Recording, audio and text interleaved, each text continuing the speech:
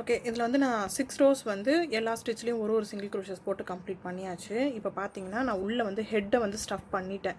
ஏன்னா நம்ம அதுக்கப்புறம் இன்னும் கொஞ்சம் பண்ணதுக்கப்புறம் கொஞ்சம் டைட்டாக இருக்கும். உள்ளே அமுக்க முடியாது. அதனால் வந்து நான் ஃபைபர் வந்து உள்ளே வந்து இது பண்ணிட்டேன்.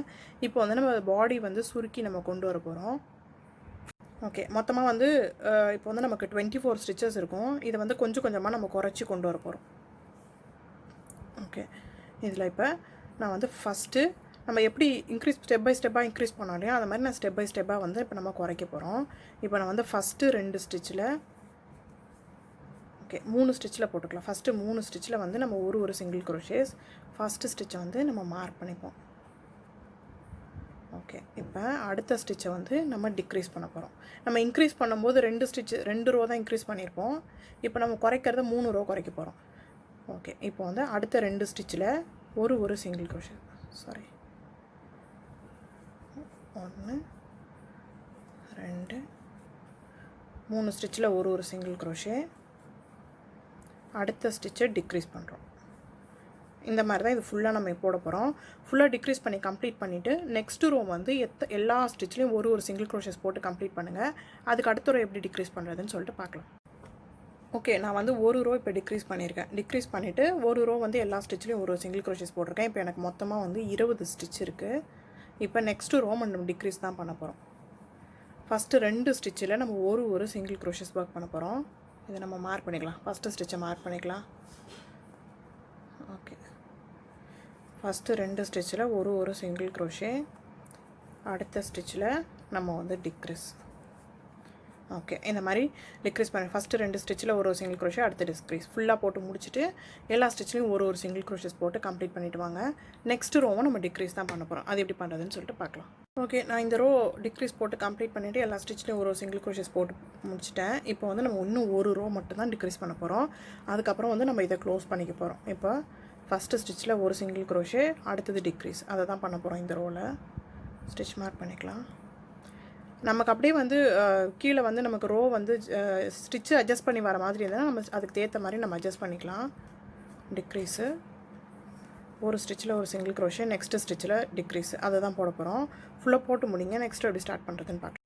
ஓகே. நான் ஒரு ரோ போட்டு கம்ப்ளீட் பண்ணியாச்சு. ஒரு இதில் சிங்கிள் க்ரோஷே அடுத்ததில் டிக்ரீஸ் நான் போட்டு கம்ப்ளீட் பண்ணிட்டேன். நெக்ஸ்ட்டு ரோ வந்து எல்லா ஸ்டிச்லையும் ஒரு சிங்கிள் க்ரோஷேஸ் நான் போடலை. இப்போது நெக்ஸ்ட்டு ஸ்டிச்சில் இப்போ கொண்டு வந்து நம்ம வந்து இப்போ ஸ்லிப் ஸ்டிச் பண்ணிவிட்டு நம்ம த்ரெட்டை வந்து நம்ம கட் பண்ணிக்க போகிறோம். ஓகே. இதில் வந்து கொஞ்சம் த்ரெட்டு விட்டு நான் கட் பண்ணியிருக்கேன். நம்ம வந்து கடைசியாக வந்து இதில் நம்ம ஸ்டஃப் பண்ணிவிட்டு உள்ளே வந்து நம்ம தைச்சிக்கலாம். இப்போ வந்து நம்ம இதுக்கு லெக்ஸ் எப்படி மேக் பண்ணுறதுன்னு சொல்லிட்டு இப்போ பார்க்கலாம். ஓகே. யான் எடுத்திருக்கேன். இப்போ மேஜிக் ரிங் ஃபார்ம் பண்ணிவிட்டு இப்போ அது உள்ளார நம்ம 6 சிங்கிள் க்ரோஷஸ் ஒர்க் பண்ணிக்க போகிறோம். எப்பவும் போல் தான். இப்போ இதே மாதிரி நீங்கள் வந்து 2 லெக்கு பண்ணிக்கிட்டிங்கன்னா நம்ம ஸ்டிச் பண்ணுறதுக்கு நம்ம கொஞ்சம் ஈஸியாக இருக்கும். இப்போ நான் எல்லா ஸ்டிச்லேயும் இந்த இதில் எல்லா 6 சிங்கிள் க்ரோஷஸ் போட்டுட்டு நெக்ஸ்ட்டு ரோவில் நம்ம வந்து எல்லா ஸ்டிச்லேயும் 2 சிங்கிள் க்ரோஷஸ் போட போகிறோம். இந்த 2 ரோவும் கம்ப்ளீட் பண்ணிவிட்டு நெக்ஸ்ட் ரோ எப்படி ஸ்டார்ட் பண்ணுறதுன்னு சொல்லிட்டு பார்க்கலாம்.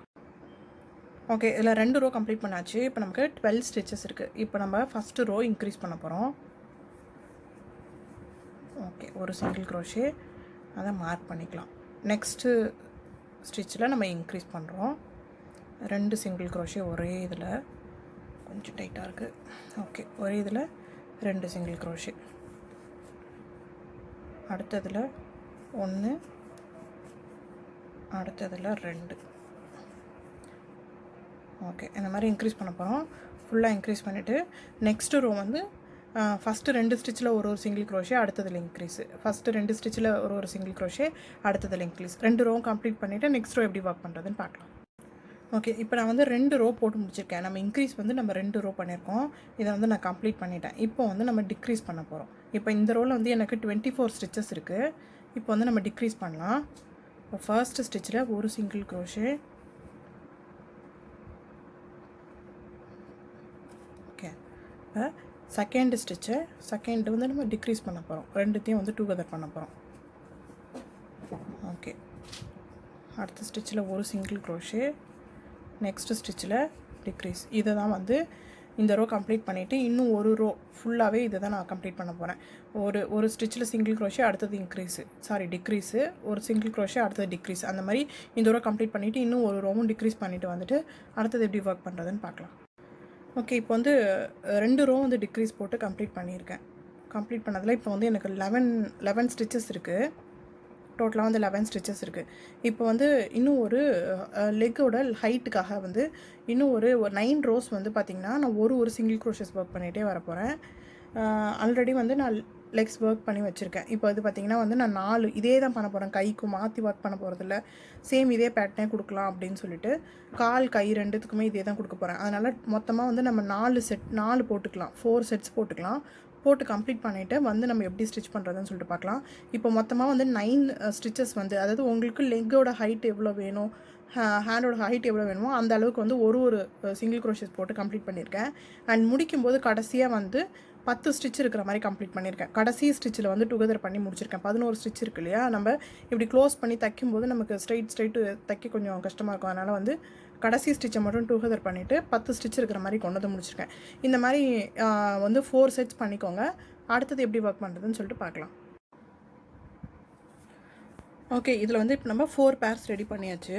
இப்போ ரெடி பண்ணிவிட்டு இப்போ அதில் வந்து நம்ம உள்ளே மட்டும் நம்ம ஸ்டஃப் பண்ணிக்க போகிறோம். அந்த எண்டு இருக்கு இல்லையா, இந்த இடம் மட்டும் ஸ்டஃப் பண்ண போகிறேன்.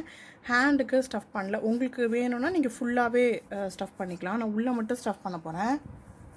இந்த மாதிரி உள்ளே ஸ்டஃப் பண்ணிவிட்டு இந்த எண்டை வந்து இப்படி க்ளோஸ் பண்ணி தைச்சாலும் ஓகே, இல்லை சிங்கிள் க்ரோஷே போட்டாலும் ஓகே. இதை வந்து நம்ம ஃபுல்லாக ஸ்டிச் பண்ணிக்க போகிறோம். இப்போ நான் ஸ்டிச் பண்ணியிருக்கேன் இல்லையா, அந்த மாதிரி இந்த இடம் வந்து கொஞ்சம் இதுவாகவே இருக்கும், ஃப்ளாட்டாகவே விட்டுருக்கேன். நான் இங்கே மட்டும் தான் ஸ்டஃப் பண்ணியிருக்கேன். இது ஃபுல்லாக ஸ்டஃப் பண்ணிவிட்டு நம்ம அடுத்தது எப்படி ஸ்டிச் பண்ணுறதுன்னு சொல்லிட்டு பார்க்கலாம்.